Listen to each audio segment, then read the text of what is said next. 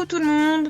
Je vous ai préparé un petit tuto pour créer une petite boîte. Alors, j'avais déjà fait une vidéo il y a quelques temps où je fais le même type de boîte, un peu genre boîte d'allumettes quoi, mais un peu plus grand.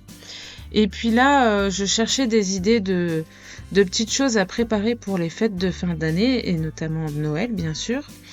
Et puis j'ai repensé, là dans notre famille, les gamins commençaient tous à être un petit peu adolescents.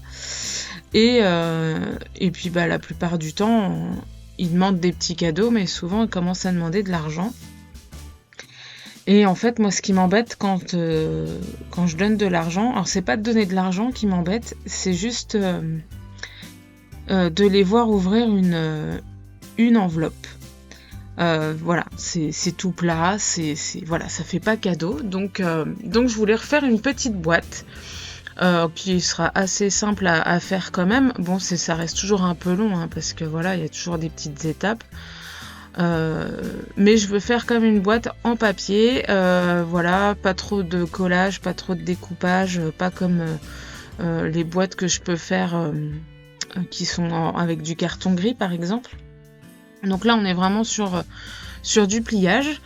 Vous avez vu là, j'ai préparé un gabarit sur un imprimé. Alors je sais pas trop comment je vais faire pour vous le mettre sur YouTube à télécharger pour que vous puissiez avoir toutes les mesures.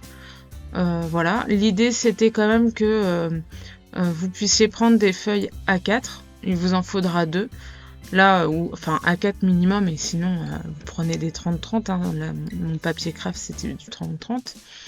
Mais voilà, je voulais que ça prenne pas trop de feuilles non plus. Et puis bah vous voyez là, c'est beaucoup de... Alors, c'est long en préparation, surtout quand on fait la première boîte, hein, parce qu'il faut prendre des mesures. Après, il y a la partie pliage, et ensuite, il faut enlever les surplus de papier. Donc, c'est des étapes qui peuvent être un peu embêtantes parce qu'il faut rester concentré. Vous voyez, pour pas découper les petites languettes qui sont sur les côtés, par exemple. Voilà, sinon c'est un peu dommage. C'est un peu compliqué de retenir la boîte. Mais voilà, la première c'est celle qui est la plus longue à faire parce qu'il faut être vraiment bien concentré, faire toutes les étapes. Et ensuite ça se fait plutôt bien.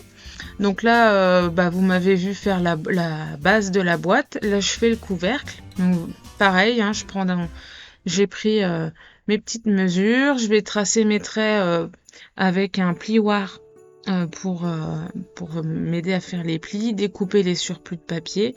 Donc là, il faudra suivre le modèle que je vais essayer de mettre, je sais pas comment, à télécharger.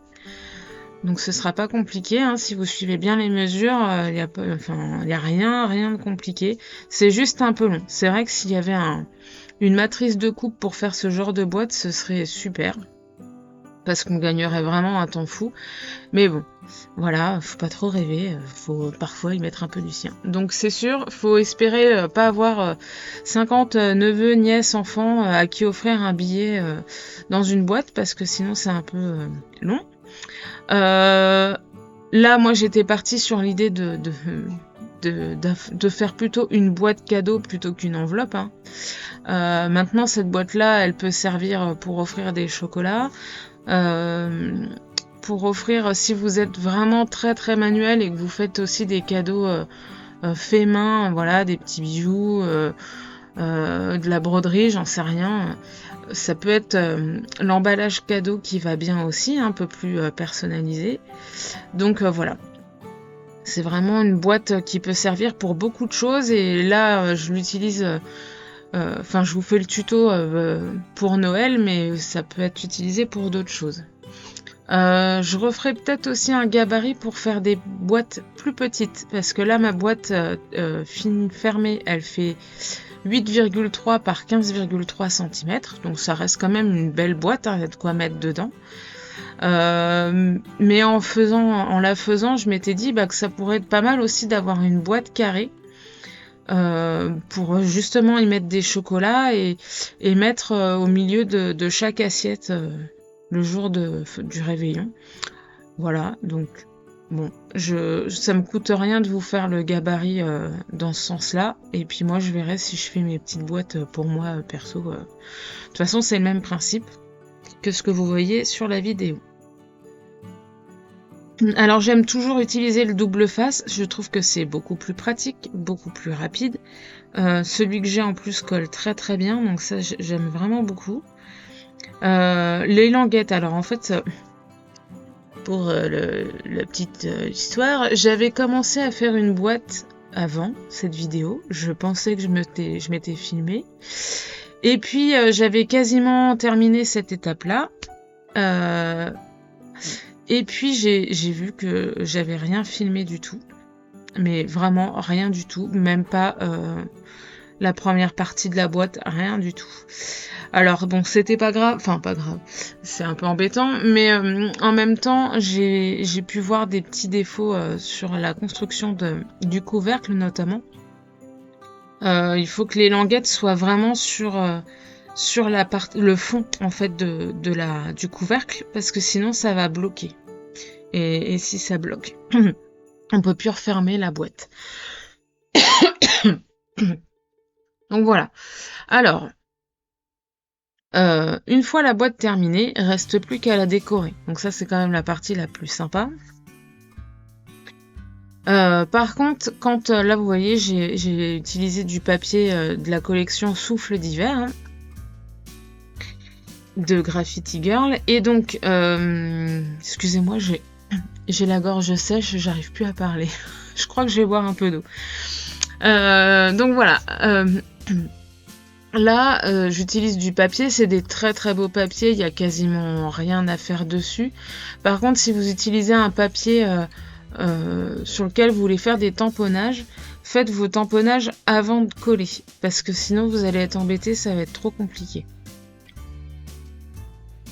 Alors, pour faire les côtés et l'arrière de ma boîte, j'ai complété avec un papier de la collection Texture, donc le papier fond bois. Je l'adore ce papier-là. Si je pouvais en avoir plein de ces papiers-là, je les utiliserais tous, c'est sûr. J'aime beaucoup l'effet bois. On peut faire vraiment beaucoup de choses avec. Ça, c'est vraiment mon papier coup de cœur de la collection Texture. Et je trouve que du coup, il va parfaitement avec la collection de Noël. Et puis, bah, ça donne une super finition pour ce genre de petit objet à faire. Donc, pour que ce soit plus joli, qu'il n'y ait pas les marques blanches des bords de papier, j'utilise la Distress Oxide Ground Espresso, je crois. Donc c'est un marron assez foncé. Et puis avec mon petit doigt mousse, là, je fais les bords de tous mes papiers. Même celui-là. Ça donne vraiment un petit effet. J'aime bien faire ça. Je le fais pas tout le temps, mais j'aime bien le faire. Et puis voilà, je colle tous mes papiers. Alors, là, ce que j'essaye de faire, c'est que je me dis que ce serait peut-être plus pratique de coller mon papier sur une boîte où il y a un support en dessous dur pour pouvoir vraiment bien coller. Bon, j'ai pas trouvé, donc tant pis. Ça se collera bien quand même. Un autre truc aussi, quand vous faites ce genre de boîte, utilisez pas du papier trop épais, parce que vous allez faire plein de plis et ça va pas être joli. Déjà, ça va être difficile à plier. Et ensuite, le problème des papiers épais quand on les plie, c'est qu'ils se déchirent au bout d'un moment, ils se cassent. Et donc, bon, en plus, ils sont difficiles à plier, ça fait vraiment pas joli. Et puis, il y a du coup pas trop d'intérêt. Là, mon papier craft, je pense que c'est du 120 ou 160 grammes et c'est déjà très très bien. N'allez pas trop au-delà de ce grammage. Peut-être, ouais, le Payton, il peut être pas mal. Sinon, utilisez du papier Basil. Ça, c'est très bien. Ça se plie bien en général. En plus, il y a un petit effet texturé qui peut être pas mal. Voilà. Donc pour la base, utilisez vraiment un papier, alors pas bas de gamme, mais un papier, voilà, pas trop épais. C'est vraiment le conseil que je peux vous donner. Alors là, l'avantage aussi de ma boîte, là, elle fait 15 cm de haut. Et pour les papiers Graffiti Girl que j'utilise, c'est parfait puisque mon papier fait 15 cm par 15, les blocs de papier. Donc là, au moins, voilà, j'ai juste à trouver la bonne tranche de papier et c'est bon. Et après, pour tout ce qui est texture, là, c'est moins problématique puisqu'on a juste à prendre les bonnes mesures. Hop. Donc là, ma boîte est presque terminée. Je fais une petite encoche ici avec une perforatrice. Donc c'est un rond qui doit faire à peu près 1,5 cm, je crois. C'est la plus petite perforatrice ronde que j'ai. Et maintenant, on va passer à la déco. Donc, je suis sur une déco relativement simple. J'ai pas préparé de tamponnage. J'ai utilisé les die cut. Donc, il y a les étiquettes de la collection Souffle d'hiver. On va avoir les die cut Souffle d'hiver aussi. Et puis, il y a je les ai pas sortis, je les ai pas utilisés, mais il y a d'autres die cut qui sont dans le petit pochon là que j'ai déjà préparé. Et ça, c'est que je dise pas de bêtises, c'est les die cut gnome.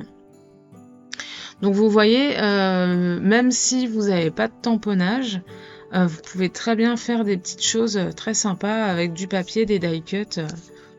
Voilà, ça peut être très très bien, surtout si vous voulez faire quelque chose d'assez rapide. Je fais quand même un petit tamponnage. J'utilise un tampon de la collection d'il y a 2 ans. Alors que je dise pas de bêtises. Je sais plus le nom de la planche. Je vais vous dire ça tout de suite. Et donc c'est un Noël féerique que j'ai tamponné parce que je trouvais que ça allait très très bien avec.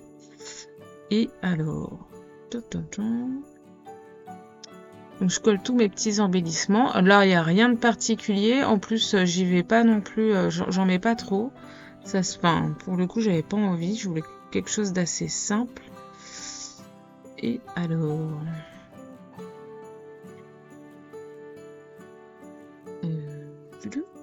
Et donc, c'est la planche lutin que j'ai pris pour avoir mon petit tamponnage un Noël féerique. Donc sur cette planche, il y a un Papa Noël hyper cool, il y a un lutin avec plein de cadeaux, il y a une petite fée et il y a un petit chat avec un bonnet et des protèges-oreilles. Alors là, j'utilise le pochoir Christmas. Alors je l'aime beaucoup celui-là, ce pochoir. Bon, c'est la première fois que j'utilise, mais en fait, j'ai vu plein d'utilités quand je l'ai vu la première fois. Ce que j'aime, c'est, vous voyez là par exemple, je prends que les petites étoiles, je prends que quelques petits éléments. Et j'aime beaucoup l'idée de pouvoir soit l'utiliser entièrement pour faire un fond de carte, soit utiliser quelques petits éléments pour par-ci par-là pour mettre un peu de texture, etc. Donc là, j'utilise des petites paillettes stickle là pour mettre des petites étoiles et pour apporter juste un petit peu de brillance et un peu de volume. Je complète la déco avec du Nuvo Drop doré. Et puis je fais le centre de la fleur avec du Glossy Accent. Voilà. Et je m'arrête là pour la déco de la boîte. J'en fais pas plus.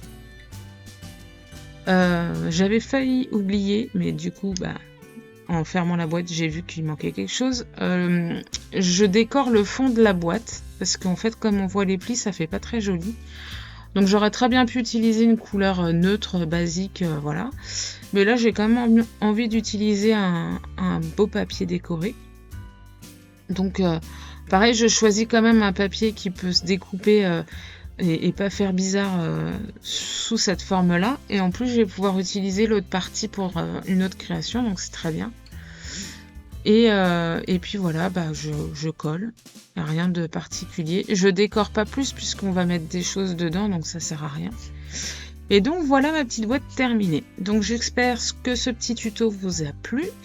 N'hésitez pas à mettre un petit pouce en l'air, un petit commentaire et puis à vous abonner si ce n'est pas déjà fait. Allez, bye bye!